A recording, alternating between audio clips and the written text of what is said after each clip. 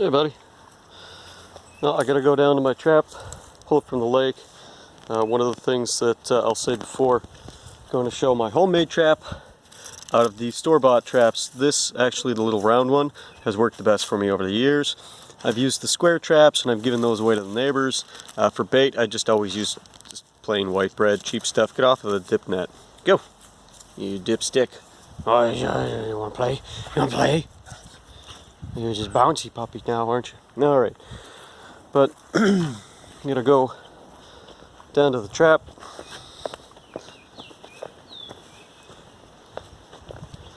And I just pulled it.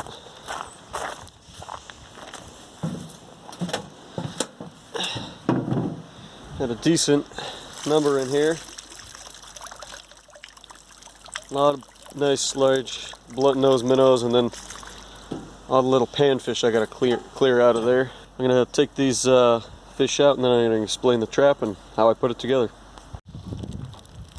A little locking thing here, access door,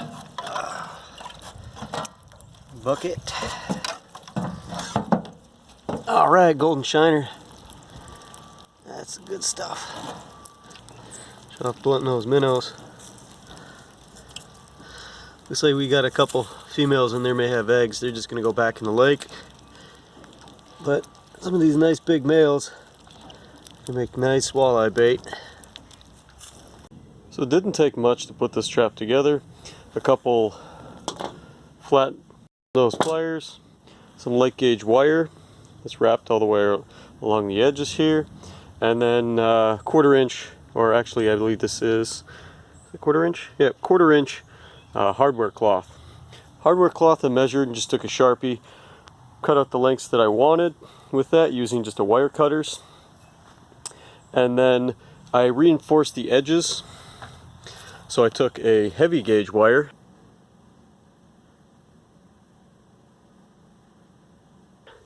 if you can see, kind of wound in here, and I made the heavy gauge wire for the sides to help stability for when you're throwing it out there. And then I took zip ties, which are still on here as well, and I zip tied all of the pieces together because it was going to be the easiest to work with when it was zip tied. Then I simply put a light gauge wire. I'm going to be using the green because it's a bit dark out right now. I'm going to show you how I looped that through. And it did take quite some time. So putting together a trap this large, that's a 3-foot trap, that's going to take quite a bit of time. Putting together a smaller trap, it doesn't take that much time at all. Does it work? Yeah, definitely works. And these are the blunt-nosed minnows. You're not going to be able to get these at a bait shop very easily because they're about 4-inch, 3-inch, 4-inch long. Really, really great walleye bait. Crappies too. What not to do with, see that little opening right there? Believe it or not, a good 2.5, 3-pound bass can actually swim right through that. And I've got a picture of that I'm going to clip in right here.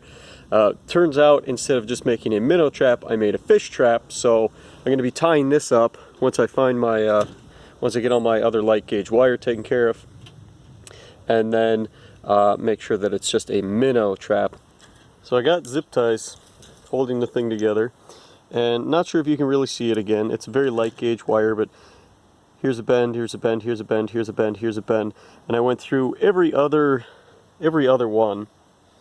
So going through on one side of one of the squares, kind of going diagonally, and I looped through, but I can't just do it by hand. So I take a couple nice little flat nose, and I'll be able to feed it through from one to the next. At this point it's a lot easier with wire, but feed it through from one to the next, and then just take another flat nose pliers. I can easily grab that, come back, and continue to feed it through. As much as it seems like I'm just kind of pushing the string out of the way, I can do that with a very nice gauge wire as well, and get a nice loop throughout there.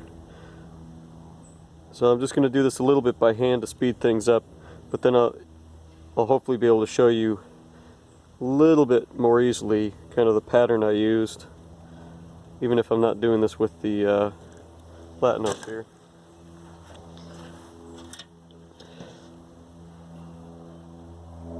So there's a little pattern, and just wrapped it all the way around. It did take probably 6 hours of wrapping it through that way, but I wanted a larger trap for a few different reasons. I was going for golden shiners. Golden shiners can be a little bit more tricky to put through one of those smaller traps. One of the other things I've learned, I'm going to just show my opening for it. I like a nice big opening here that's just a piece of wire, or that larger gauge wire, and a door. Kept the zip ties on there, and then kept the zip tie in here for bait. And now you just throw a piece of bread, tuck it underneath, there it goes. And then I sometimes put bread or bait up here on the top of the door as well. It's just a couple loops, or bends I should say, in the wire holding the thing together, holding the thing on. And it holds the door pretty stably when I'm throwing it. A couple things I've learned if I'm throwing into a lake. If I do have the circular trap out there, if I toss it next to a rock, kind of embed it down next to the rock, the minnows like to come into it a lot better. And if I have a piece, if you see where the lines are here, to kind of funnel the fish in, if I actually have another piece in here, about coming in like this, so it keeps the funnel in, but it's a very dark piece, like a piece of wood or so, over this edge. The minnows like to come around it very quickly. They may get stuck behind it. If they spook, they're more likely to actually shoot into the trap itself. So there it is.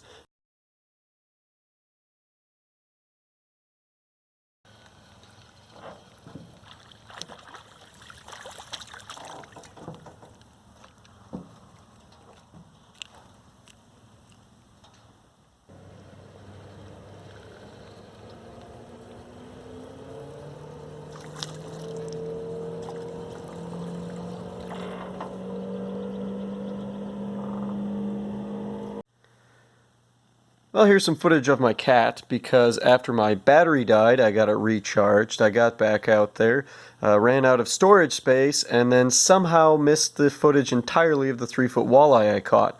So without the fish stories, I hope you enjoyed the video, and I hope you have a great day.